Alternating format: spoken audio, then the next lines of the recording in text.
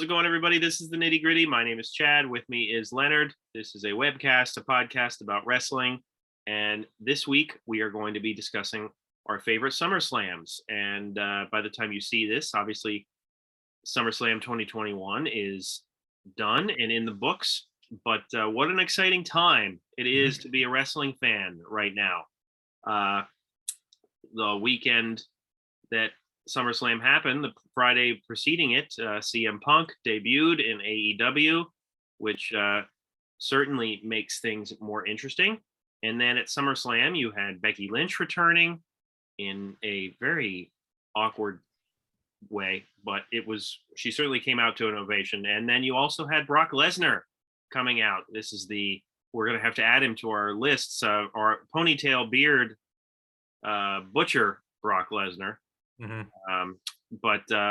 But yeah, Leonard, did you catch any highlights of any of this stuff, or did you just read about it? Yeah, as we've talked about, I'm not really watching any of the current project right now. I, of course, did read about all the returns and how those, move the needles for all the different shows. And I'm excited for that. I really think everything that AEW is doing right now is they're trying to make a game of it, and that is, at least I think to a degree, waking up the WWE to an extent. I agree. There where it was the party line was, well, we don't care. But if you didn't care, then why did you bring Brock Lesnar back now and Becky Lynch back right now when you knew that CM Punk was coming back and supposedly Daniel Bryan will be debuting for A&E? I call them A&E again. I keep calling AEW A&E, the arts and entertainment of wrestling channel. That's right. So I think, yeah, I know this was said a couple years ago when AEW first came out that this was an exciting time with all the wrestling companies and shows going on.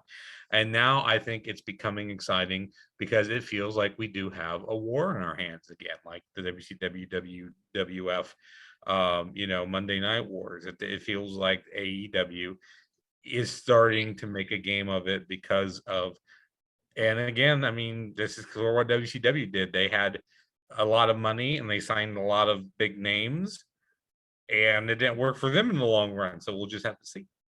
Yeah, I mean, and as Eric Bischoff talked about on his podcast, right now WWE is just feeding marquee talent to AEW. Mm-hmm. They can pretty much pick who they want. I mean, you have a lot of people out there in the ether right now. By the time you guys see this, who knows what signings will have happened, but you have Adam Cole supposedly on the fence. You have Bray Wyatt out there. You have Braun Strowman out there.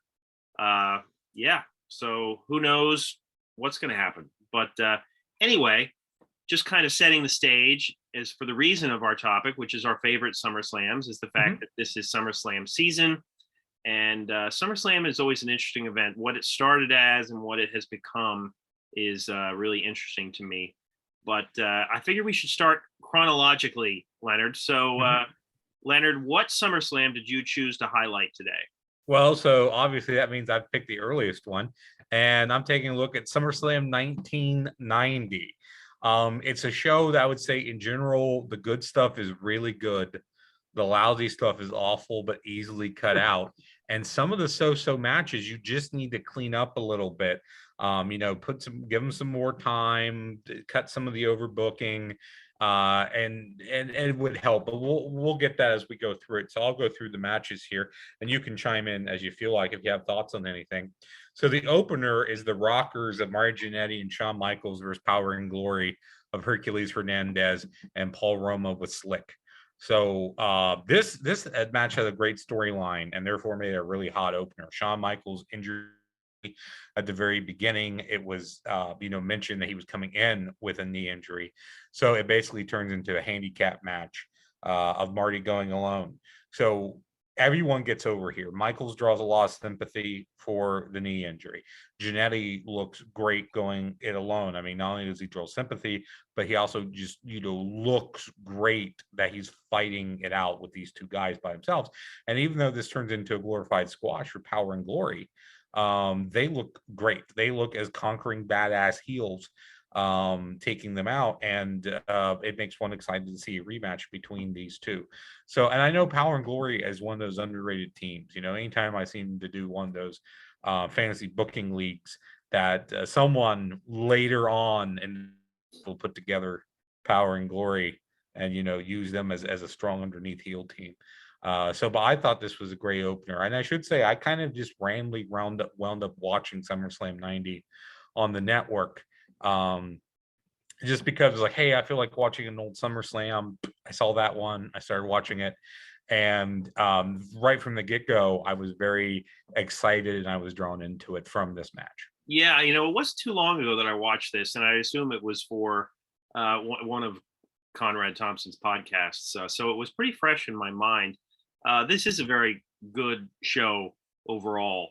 And, we'll get to some of the highs and the lows. I think this is definitely one of the highs. I agree with you totally about Power and Glory.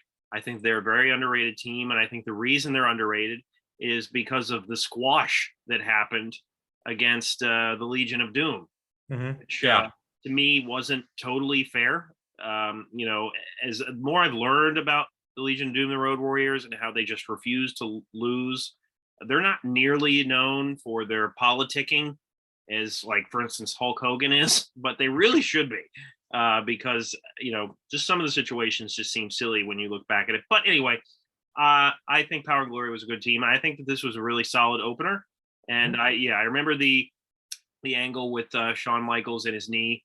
This was a good little way to start this match, to start this card, and I enjoyed it. So match 2 is Kurt Hennig with Bobby Heenan versus Carrie Von Eric for the IC title. It should be mentioned that Carrie is only referred to as the Texas Tornado. They don't say his real name ever, I don't think. Not at this stage. Eventually, I think they would. Yes, not on this show, I should say. No, not on this show, though. They would start calling him Carrie Von Eric. And it's mentioned how he's new to WWE, not necessarily new to wrestling, like they kind of did when Harley Race came in. Guerrero was like, look at this youngster. But they don't reference where he's coming from or what he's done in his career, just that he's new to WWE. So anyway, Von Eric could have great matches with the right opponent, like a Ric Flair. Hennig is certainly in that mold. He sells his ass off for Von Eric here. He takes a huge bump to the corner. He does this flipping, spinning sell, the discus punch, which is just amazing. That's prime Kurt Hennig. And this was really a great match to vault Von Eric up the rankings, put him over. And I believe this was done to position Hennig to have some world title matches with Ultimate Warrior after this. So you make a brand new star right from the get-go here with Von Eric. Hennig doesn't lose a lot of juice, and post-match, Hennig and Heenan do a great promo on the back that's very fiery, that helps them to kind of regain a little heat and momentum as well. But I thought this was another, really mostly because of the selling of Kurt Hennig. Yeah, this was good for what it was. Texas Tornado was a hot character at the time, and SummerSlam, it has a lot of those kind of like shock title change moments, and this certainly qualified as that. The more you know about Carrie Von Eric and his family story and his story, and the issue with his foot, it kind of really shapes the way you look at some of his matches in WWF. But this was good for what it was, and these two guys I thought were fine together. This was cool to me. Yeah. Now we lose some of our momentum here with the next segment. It's not a match; it's Sensational Sherry versus Sapphire. So the storyline, if for those who don't remember, is that Sapphire was the valet for Dusty Rhodes. Queen Sherry was the valet for King Macho Man Randy Savage. And Sapphire, leading up to the show, had been getting some expensive gifts from a anonymous admirer. It was like a fur coat and jewelry and things of this nature. So she was supposed to wrestle Sherry here. She doesn't come out. Sherry, by the way, is dressed like Guillermo del Toro's idea of a luchador. It is an amazing outfit and makeup job that she's got. But this bit really grinds the show to a halt. This is the thing I would just cut. I would cut this entirely, and you're much better off for it. So anyway, I think they played Dusty's music 3 times, if not twice. They play it 3 times. Sapphire doesn't come out, and Sherry basically wins by count out. And then we get a promo in the back where Dusty is saying he arrived with Sapphire today but can't find her, and doesn't know where she's at. And then Hacksaw Jim Duggan pledges his help, and it's a whole bag of nothing. So yeah, no, I agree. This definitely really ruins the flow of the show. Just not just this segment, but the one that would come later as well. yeah. And Sapphire wasn't long for this world after this whole storyline. From what I remember on the podcast that Bruce Pritchard has done, she was just kind of tired of being on the road. Yeah. So yeah, I mean, this was nearing the end for her. But yeah, this was forgettable. So yeah. So next up, we got Tito Santana versus the Warlord with Slick. This feels like a main event for superstars at the time. yeah. And it's interesting to note that when we did our Tito Santana WrestleMania matches video, that WrestleMania 8, which was the same year he faced, no, that's correct. WrestleMania 8 would be the following year. This would have been 7. Coming off of WrestleMania 6, yeah. So forget me, I got my timeline totally mixed up because I was going to say that this was coming off of him fighting the Barbarian, the Warlord's former tag team partner in the Powers of Pain, but I guess that's not correct due to the timeline. So forgive me there on that. Anyway, what I'm trying to get at is the Warlord is no Barbarian. If you look at those two matches together, you can see how much of a better wrestler Barbarian was than the Warlord. Tito does a great selling job here, but the Warlord is plodding. He's boring. This is just a match that's there. I don't know if this is a match that I would cut if I was going to tweak this show a little bit, like I said I would, or just maybe make it the let me up match before the main event type of thing. Because anytime we can get Tito Santana on a card, you should do it. But this isn't anything special. Yeah, I mean, at this stage, I think I mentioned this match when we did our Tito WrestleMania episode, simply because poor Tito he just jobbed to both the Powers of Pain after they had split and went their singles route, and it just it was what it was. The Warlord had some interesting gear for the time, very Phantom of the Opera-ish, but he was not really that great in the ring. And this was, pretty much filler. So, the more I think about it, I think I was correct that this comes after WrestleMania 6, that he fought the Barbarian at WrestleMania 6. He fought the Mountie at WrestleMania 7 and Shawn Michaels at WrestleMania 8. So I was correct. I got my WrestleManias mixed up. I had my timeline correct. So I was right and thought I was wrong, but I was really right. Next match, we have Demolition versus the Hart Foundation. Best 2 out of 3 falls for the tag team titles. Good match aside from the overbooking. You have the Hart Foundation winning the second fall on a DQ.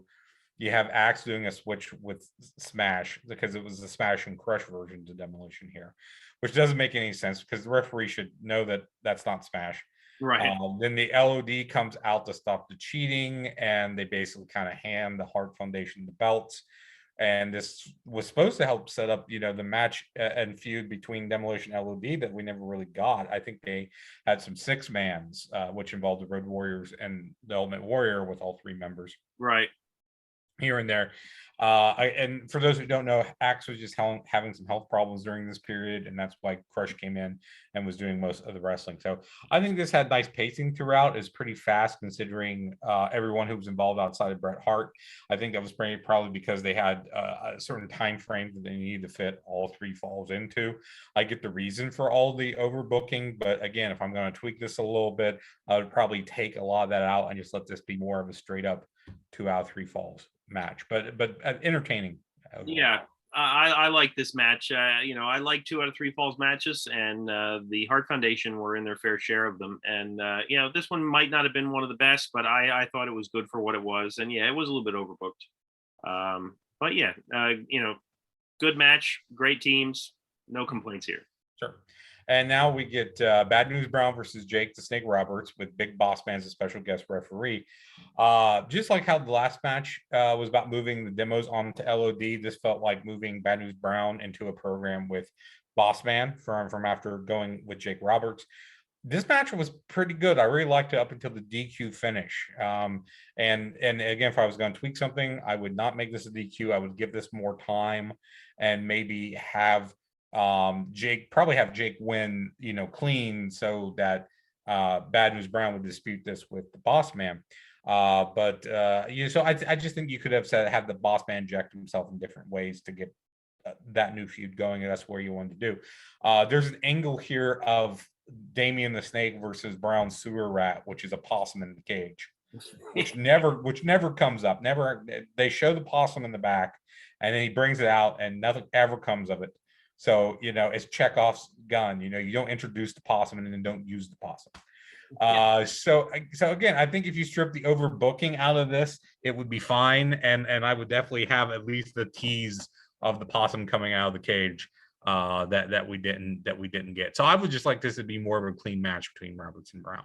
Yeah, no, I agree with you here. And yeah, this was a very cartoonish era of WWF, but I liked a lot of Jake the Snake Roberts feuds. I liked a lot of Bad News Brown's feuds too, and I thought that this was a decent one. Yeah, I think they could have used. We needed more Sewer Rat as the SNL skit. We needed more cowbell. We needed more Sewer Rat here.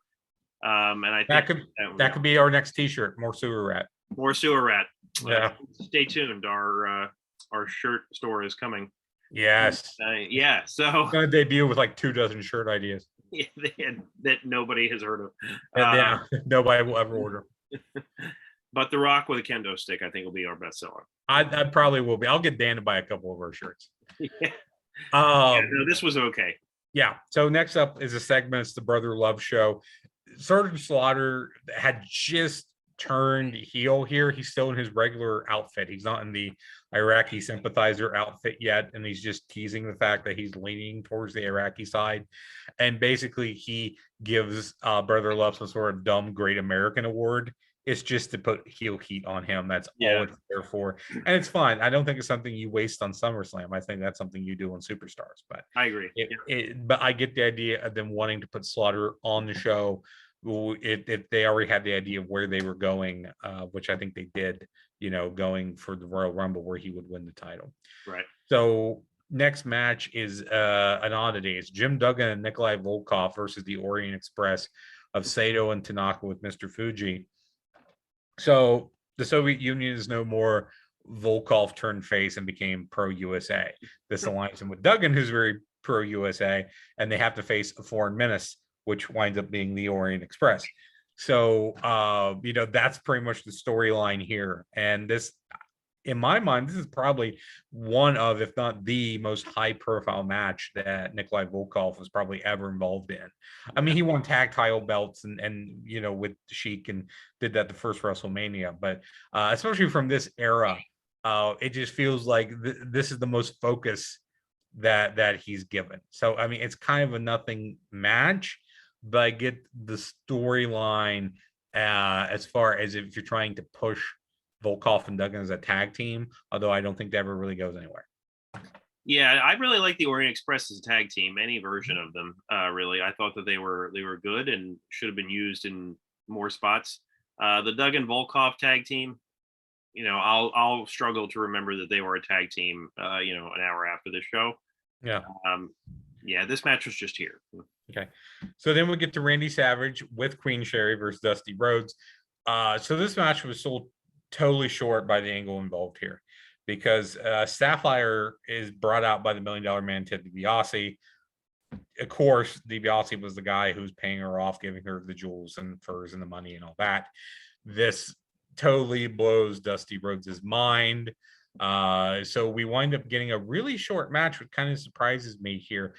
Sherry is great, by the way. All the stuff that she's doing outside the ring and working with Dusty. She slipped Savage some sort of foreign object they used to KO Dusty very early on in the match. I could get it if it was a flash roll up because Dusty's distracted by DiBiase, but the fact that the match goes a few minutes and then we get this seems weird. I'm not sure what the story was here. I didn't really look that up. But I think this was a match, if you just let these two guys go at it, it would have been really good because they're both good workers and both good personalities. And just to mention, imagine this match from 5 years earlier. If this match was happening in 1985 instead of 1990. So I think this was just a match that got sold short because of the angle. But if you would have let it just be, I think it would have been a good match. No, I agree. It's a shame that we didn't get a longer, better match from these two here. The way this was done was awkward and just odd. Yeah, I wasn't a fan of the way this whole thing wrapped up. It just, yeah, a lot of it just was kind of poorly executed in my book. Mhm. So the sub main is Hulk Hogan with Big Boss Man. So he's not wrestling, but he's working twice. Versus the Earthquake with Jimmy Hart and Dino Bravo. To mention the pre-match promo by Hogan is of course awesome. He talks about Thomas Jefferson, Boss Man, and George Washington Hogan using the 24-inch pythons to chop down an apple tree. I mean, that was all gold. You know, Hogan off the wall promos are the best. And you know, Hogan matches are so formula, but it's such a great formula. It's a formula to tell a story. It's a formula the crowd is hot for. This is a formula Hogan match here. Earthquake makes a great foil for him because of his size. I mean, the match is plodding and slow, but it's not boring. I mean, I was entertained by it. They know how to milk the fans, get the most of every spot. But once again, this is a match killed by overbooking, but it's Hulk Hogan. So, you know, everyone's going to get involved here. Bravo gets involved, Hart gets involved, Bossman gets involved. But there's just a flow to it as well. You know, it all kind of fits together. You know, everything kind of works here. Going back and watching some of these older shows that we've done lately, you know, for the podcast / webcast, you know, I've kind of gained a new appreciation for Hulk Hogan. The way he could put together a match is a very specific match to him, but he could put together a match, and it may not be technically sound, but it was always super hot, high energy, something that the crowd got into. And it's kind of odd to see Hogan sub main with no title belt here, but and Earthquake was a great feud for him, and I thought this was an entertaining match. Yeah, I really loved this feud. I was totally on board. I mean, this was back when you know, the Earthquake put Hogan on the shelf with you know, the splash on the chest, and you know, Hogan was laid up, and apparently they Bruce Pritchard talks about how they executed the you know, get well soon Hulk Hogan letters specifically so that they could get people's addresses to send the catalog and stuff too, Yeah. which is pretty genius. But yeah, I really like this feud a lot. I thought that Earthquake was a great foe for Hogan, and yeah, I agree with what you said. You know, his matches did have a formula, and some people might not like that, but I mean, I was totally on board, and you know, to me, this was just classic era Hogan. So yeah, it was a decent match all the way, and I enjoyed watching it. The crowd was, you know, on fire for it. Mhm. And then your main event is Ultimate Warrior versus Rick Rude with Bobby Heenan for the WWF World Heavyweight title inside of a steel cage.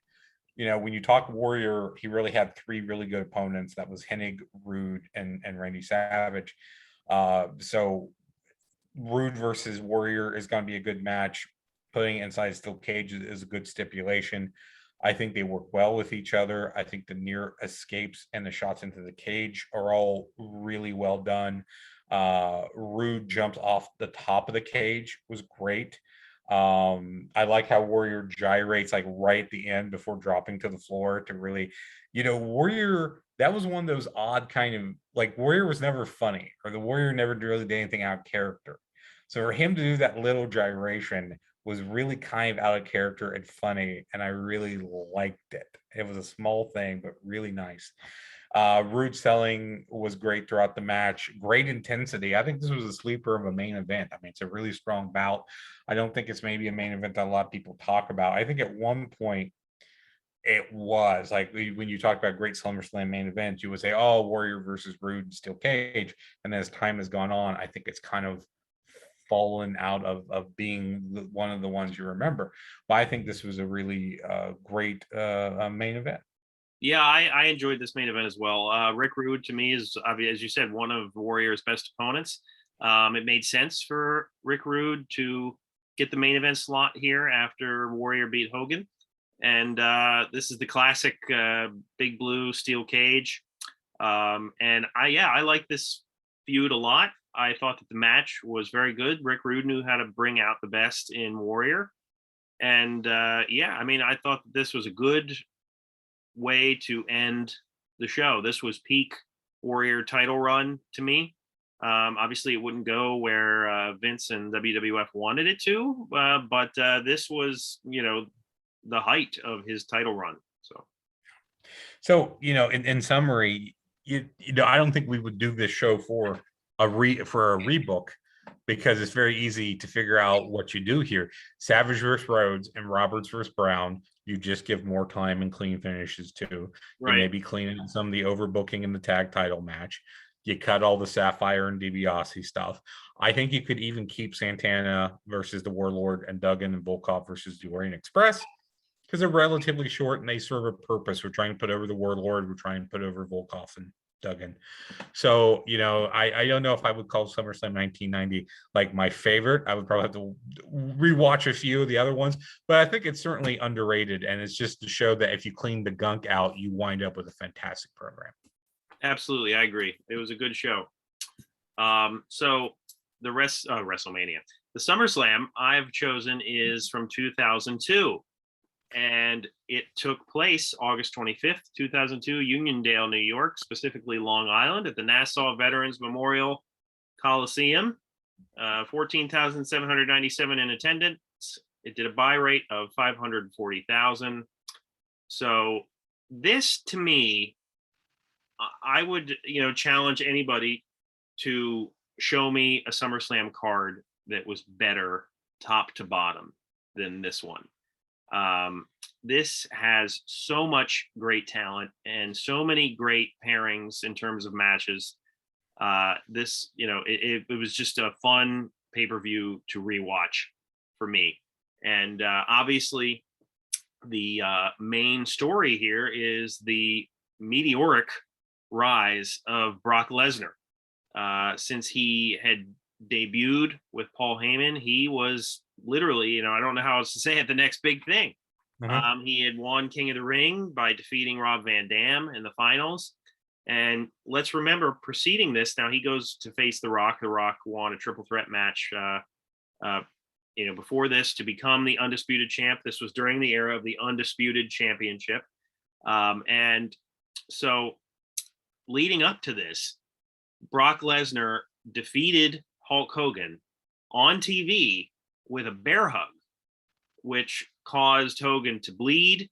And then Lesnar did that famous scene where he takes Hogan's blood and wipes it on his chest. To me, as a person who grew up a Hulkamaniac, that was a very shocking scene to me. I had never seen a finish with a bear hug before. I certainly didn't expect Hogan to lose to a bear hug. Now, people always talk about how Hogan's this backstage politician, and he is, but he knew who to lose to, when it needed to happen. And I think even Hogan saw that Lesnar was a star on the rise. And I don't think he would have done that job the way he did had he not believed in Lesnar. Now, obviously, Lesnar's journey had some bumps in the roads, but anyway, that's the story leading up to the main event. Is that match with Hogan, and obviously Lesnar was just kind of destroying everybody. But yeah, let's get to the card here. It opens with Kurt Angle defeating Rey Mysterio by submission. Rey Mysterio had debuted before this, and this, I can't think of a better way to open a card in this era. So great match. What did you think? Yeah, hot opener. These guys have different styles, but they know how to work together. And because Ray is so small, Angle can really show off his power game, which I think we got here. The match also shows how hot the crowd's going to be all night. This is a really hot crowd, and it was all night. And I like the finish. The Ray goes for a top rope Rana. That Angle kind of blocks on the way down and then gets the ankle lock out of it. So that was kind of inventive. But yeah, I like this match a lot. So yeah, I should add that one of the other reasons I really like this card is because this was peak commentary teams in this area in this era as well. You had JR and the King on Raw doing their thing, and then you had Michael Cole and Taz on SmackDown. And I think to date, Taz has been Michael Cole's best color commentator. I'd agree. And they were all of the commentators were very, very good here. You had Eric Bischoff as the GM of Raw, and you had Stephanie McMahon as the GM of SmackDown. I thought that the segments, maybe during the show and as a whole, the chemistry that they had also I enjoyed. So yeah, just throwing that out there. But the next well, match, I would before we move on, I would say I would disagree with the segments with Stephanie and Eric felt really written to me. They felt like they were just reading words off a page. And I agree with you there. I actually did not think that they had a good chemistry. And there's not really a lot of extra segments here. There's also one of from WWE New York of where like Jamie Noble chooses a guy to make out with Nitty, like a dude, like you win making out with my girlfriend, which is such a weird thing. It was so bizarre, and I can't even. It's hard to imagine a world where that was real, and I can't imagine any female talent on the roster today agreeing to something like that. Like, wait, you just want me to make up with some random dude? Like, well, Nydia was a special talent. We can say at least that, I think. Yeah. There is something about her. I love the Jamie Noble Nydia pairing, though. Yes. I would love. I don't know if he's still an agent. I think he might be, Jamie Noble. I was always waiting for him to bring her back out and just have like a one night run, a one night match. I think that would be great. I think that Jamie Noble was so great in the ring. But anyway. Yeah. So the next match we have here is Ric Flair defeating Chris Jericho by submission. And obviously this was Ric Flair in the twilight of his career. But it was certainly near peak Chris Jericho. I thought this was a really solid match. I thought that obviously it was a thrill for Jericho to be working with Ric Flair, a legend. And he loses to the figure four. So I thought this was terrific. I thought the storyline was good. A lot of vicious chops and, two greats in there working together. Yeah, I think Flair looks great here for his age. I believe Jim Ross said he was 52 or 53. And at his age, this was a nice physical matchup. It was mostly a brawl that got technical toward the end. I liked the sequence of Flair going for the walls of Jericho, and then Y2J scores the figure four. That was all really well done. I didn't like that Flair taps out while grabbing the rope at the same time. That just seemed like a really contrived way to kind of save some face for Jericho. And I probably would have milked the figure four that led to the tap out more. But other than that, I really liked this match, and I was really impressed by just how good Flair looked. Because in my head, I remember Flair not being great in this period, being old and being out of shape. But he was great here, and I really enjoyed this match. Yeah, absolutely. The next match we have is Edge defeating Eddie Guerrero, and again, this is two greats, and the fact that they were able to work this singles program together is wonderful to go back and watch. The storyline here was about Edge's shoulder. Got injured early in the match, and that's kind of what Eddie Guerrero was working on. But these two worked really well together. Edge was on the rise. Easy to see why.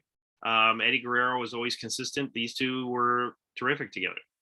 Yeah, the great old school story here. Eddie picks out a body part and works on it. And Edge had a pre-existing injury to the shoulder, which of course commentary mentions.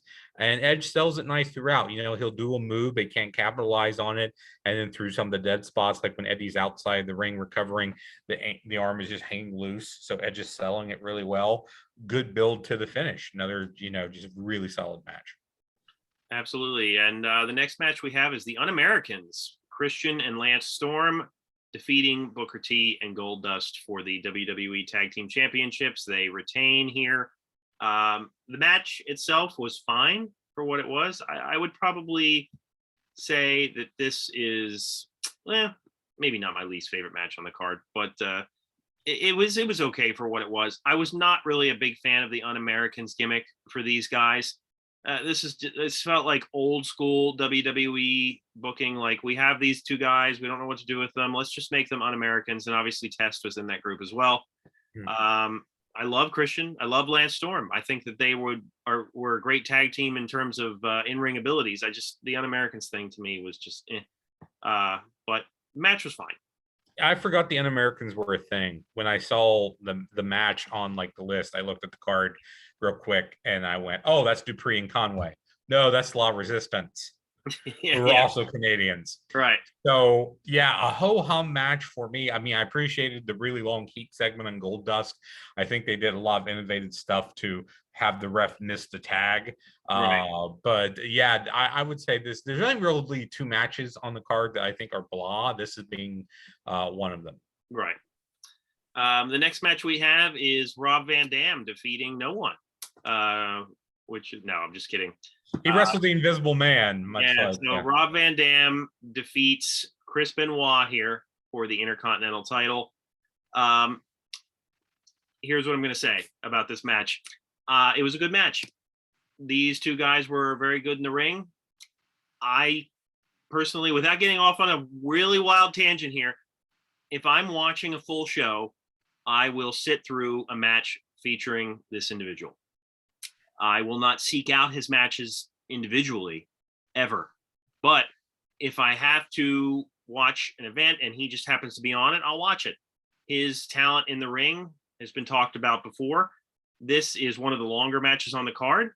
These two guys maybe weren't known for their rivalry, but this was a good match, a little over 16 minutes, and that's about all I have to say. Yeah. You know, I don't have anything really specifically to say here. If I have any knock against the show overall, it's that it is so much WWE formula. Right. Like all the matches feel like the same match in a lot of the ways. So when we got to here, I honestly, it felt like I'd watched this match 5 times already. Right. So I didn't have a whole lot to say about it anyway, despite any of the reservations that you had. I will say I thought the tempo was good. I thought the sequence of moves were good. I think it's a solid match. I don't have a lot to say about it. Right. Well, then we're in agreement there. Mm-hmm. So the next match is the Undertaker defeating Test, and I would assume this is the other Blah match you were referring to. Yes, it was. Yeah, this is just, the Undertaker needed somebody to work with, and it was Test. Test is a big guy. No one would have picked Test to win here, and he didn't. Mm-hmm. They had a lot of, gaga with the other un-American members trying to come in and help Test win. But, this is American Badass Taker, and he gets an easy win here. It wasn't a bad match by any stretch, but it was just there. So, I think it kind of gets overlooked that the Undertaker sometimes there were periods in his career where he was in Super Cena mode. Yeah. And this is one of them. It's 3 guys in a steel chair and he still wins. Right. So, he looks as strong as he can look, and I don't think he helped Test any at all. So yeah, again, this was a second Blah match for me, and I don't have a whole, and even though it wasn't that long, it felt really long. Like it was one of those matches where I kept looking at the time going, it should be over. Shouldn't this be over by now? So, but if you're going to put it somewhere before the final 2 matches that we're going to talk about, this is probably the best. This is the Nacho break. You called the Let Me Up match. I always called the Nacho break match, but it's the Nacho break match for me. Right. So our next match is one of the highlights of the card. I would say this is the match to seek out if you wanted to watch one match. And that is Triple H versus Shawn Michaels in an unsanctioned street fight. And, the unsanctioned thing doesn't get used a whole lot anymore, but it certainly adds a flavor to it. This is a great match. It really, really is. Shawn Michaels returning after many years, after having a back injury when he had the back injury against The Undertaker, but he lost to Steve Austin at WrestleMania 15. And then this is his return match. And, this was a great period in Shawn's career. I thought his rivalry with Triple H was great. One of the best rivalries for both guys. In my opinion, they had a lot of really great encounters, and this was a good one. It ended in a roll up, and then just the post match hit with Triple H. I mean, obviously, Shawn trusted him to deliver that. Now, normally when Triple H had that sledgehammer, he would always hold the end of it so that you could very clearly see that he wasn't going to strike the person very hard, but he swings this one like a baseball bat. So it really does look vicious. But great match all around. You got Shawn in his jeans. So that shows you it's unsanctioned, right, Leonard? Right. I caught that. Actually, I thought that too. It's like, oh, it's one of those. This is something I don't do anymore either. It's like the come as you are street fight, and they will, come out like jeans and a t-shirt type of thing. Right. So, Another good one on a side note is John Cena versus Eddie Guerrero parking lot brawl. Oh yeah, surrounded by cars. And yeah, I think I vaguely remember that one. I think they're in street clothes for that one as well. But yeah, they should do the street clothes thing more often. Yeah, and I don't think you mentioned, but they definitely mentioned on commentary several times that this is Shawn Michaels' first match in 4 years. They hadn't wrestled since WrestleMania of '98. Yeah. And great storyline, great feud. Although in retrospect, you can tell it was these two BFFs blowing each other. Watching it, I don't know. I just had in my head. It was like Shawn Michaels going, "Oh, hey, Triple H, watch me do this," and Triple H going, "Oh, hey, Shawn, I'm going to do this on you." And it was like, I don't know. It felt. I think that's a retrospect thing. Yeah. At the time, you wouldn't think about that. I did like the actual match in and of itself. I like they wrestled the match with inside the gimmick. They just wasn't slapping each other with weapons. All the weapon spots, I think, meant something. There was a good build to all the weapon spots and all the bigger spots throughout the match. Michael sells great throughout, of course. I love the splash through the table. I love the elbow off the ladder. I would probably have ended with the elbow off the ladder. I think the finish is a little too anticlimactic for a street fight where you have a counter into a counter into like a jackknife cover. So, and also too, I know you just put over the attack after the bell, but I think that really sours Shawn's return and the win here. I think the crowd was really into it. And sure, that helps to prolong the feud. It helps Triple H to get some of his heat back. But given the fact that this was Michael's return after 4 years off, I think you just let him have that moment and you do something the next night on Raw. Yeah, that's fair. Mm-hmm. Well, our main event is Brock Lesnar defeating The Rock for the Undisputed Championship. And at the time, Brock Lesnar was the youngest person to hold the WWE title. Randy Orton would become that once Lesnar left. They had to have somebody else get that accolade. This is a good match. And I think the interesting thing about it is what makes the match a little awkward is the crowd reaction. The crowd was super ready for Lesnar here. There's no other way to say it. They were done with The Rock. Austin was, in the rear view. Like, they were ready for Brock Lesnar here. Everybody was buying him hook, line, and sinker. And I'll never forget, I was watching live when he debuted, and immediately I was just like, wow, who is this guy? Just the look of him was just really eye-catching. But then when you really buy him, I think is where he takes that legit chair shot by the Hardy Boys. I think the following week to the face. Leonard, if you haven't seen that in a while, you need to go rewatch it. I probably haven't seen it since it happened. Yeah, right. I mean, it's a shoot shot of a chair directly to the face. So the crowd was really into him. That's the point. And they were not really wanting The Rock anymore. This is unfortunately sometimes what happens with crowds. When you're done, you're done. And they were ready for Lesnar here, and that's what was delivered. The match itself was fine. It was a show for Brock to get over. I thought that he had a decent match with The Rock. The Rock got a lot of his stuff in. But The Rock was clearly bothered by the crowd reaction. And The Rock wears his emotions on his sleeves with such things. I remember when he tried to come in and save Roman Reigns. Oh, yeah. Reigns won the Rumble, expecting the crowd to just immediately cheer, and they didn't, because they just didn't care that The Rock was there. They just didn't like Reigns winning. So The Rock is always very obvious when he's displeased with these types of things. But so, yes, the crowd made it a little awkward for me, but overall I thought it was good. And it's just it's a great highlight to see Lesnar win. So, unless they cut it on the WWE network, which I watched the show on, I don't think The Rock had a promo unless I missed it. No. Yeah, like there was the locker room promo with Heyman and Lesnar. Right. So I think everyone at the time knew that The Rock was leaving to make movies and that Lesnar was the heir apparent. I think everyone, even at the time, this isn't a retrospect thing, at the time, I think everybody knew what was going on here. Yeah. This was Brock's coming out party. He went from being the next big thing to the big thing. And I think Rock made him look really strong throughout. Yeah. I think you do at the end, now that you mention it, I think you do notice The Rock being a little bit off his game, but I think most of the time he was focused on putting Lesnar over. I love the rock bottom on Heyman through the table. This is probably the most involved I ever remember Heyman being in a match, like being physically involved in a match. You know what? I don't think it needed it. No, I don't think it did. Like, I get the commentary says booking that. of it. Yeah, I mean, I get the booking of it, but I like the rock bottom through the table on Heyman. I mean, somehow you got to work that in.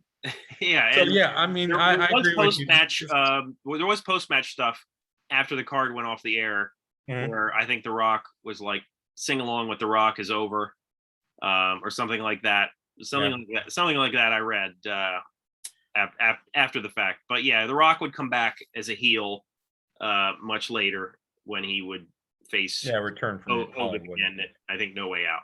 But yeah, well, as I said a little bit earlier, I think this is a really great show. You only have 2 clunker matches. My only complaint is that it's a lot of the WWE formula style at the time.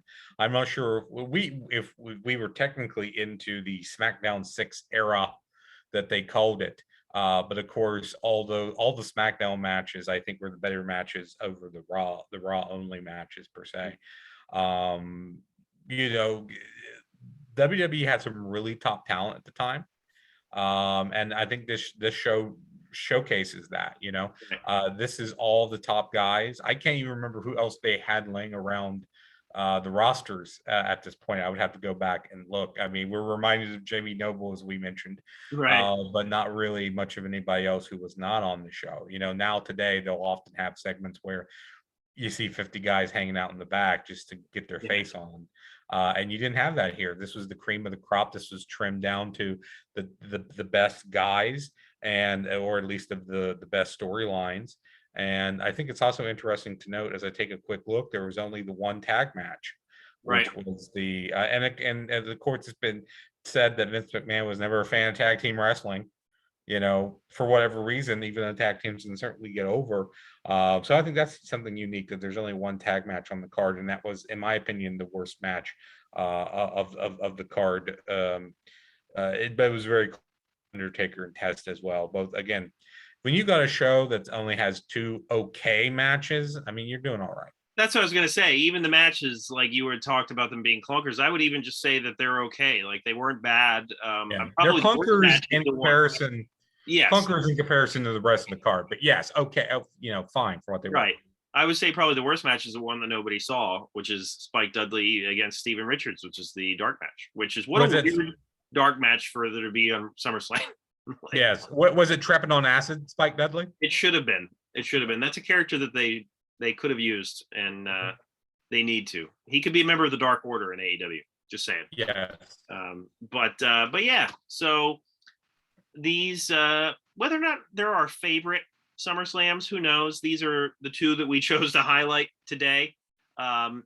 We could go over some of our favorite SummerSlam moments, and we'd be here a lot longer. Yes. But yeah, these are 2 great SummerSlams. Hopefully you enjoyed our show. Let us know what you think of our choices. Let us know what you think of the newest SummerSlam if you want. You can check us out on Spotify or Apple Podcasts. Give us reviews that put us in a glowing light. Like our video here on YouTube, and subscribe, all that great stuff. And for Leonard, my name is Chad, and we will see you next week.